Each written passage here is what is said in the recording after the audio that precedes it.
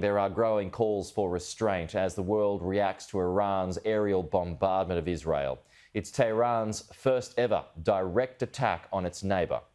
Israel says more than 300 missiles and drones were fired by Iran, Iraq, Syria and Yemen, but most were intercepted before entering Israeli airspace.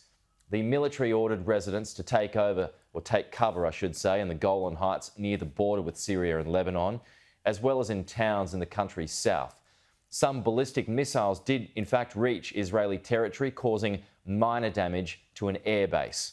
A young girl has reportedly been injured in the missile strike. Alistair Bunkle filed this report.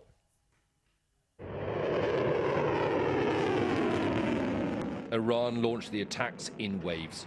More than 300 missiles and drones were fired at Israel in an unprecedented assault whilst the world held its breath.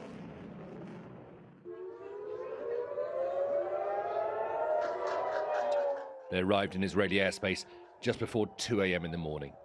These were intercepts over Jerusalem.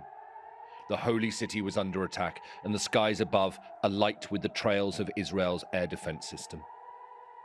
The region had been on edge for days, but this was a bigger, far more dangerous retaliation than many predicted. The Israeli military warned people to stay close to bomb shelters. Dozens of unmanned aircraft were intercepted outside the borders of the state of Israel. The IDF does and will do everything that is required to protect the security of the citizens of the state of Israel. As the nation braced, airspace was closed over Jordan and Iraq. Flights in the air headed for Tel Aviv were turned back. The US Embassy told its staff to take shelter, and schools in Israel have been ordered to close for the next 2 days. The Israeli military released this video of the drones and missiles being intercepted. Most were taken down outside of Israeli airspace. The few missiles that did fall within the country only caused minor damage. Most were intercepted before they reached Israeli airspace. This was the remains of a missile shot down over northern Iraq. The US president has condemned the attack in what he calls the strongest possible terms, but has urged Israel to take the win and not do anything to escalate the situation.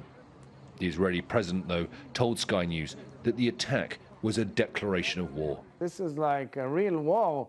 This is a declaration of war, not because we are restrained and because we know the repercussions and because we have deliberations with our partners. We are considering all options, and I'm quite confident that we will take the necessary steps that are necessary to protect and defend our people. We are not war seekers. Iran has said that its action is finished and warned Israel not to respond. From our point of view, this operation is over, and there is no intention to continue the operation. But if the Zionist regime takes any action against the Islamic Republic, whether on our soil or in places belonging to us in Syria or elsewhere, our next operation will be much larger. The attacks were celebrated by regime supporters in Tehran. They might be satisfied by the response, but Israel might feel it has no choice but to retaliate. This could still be just the beginning.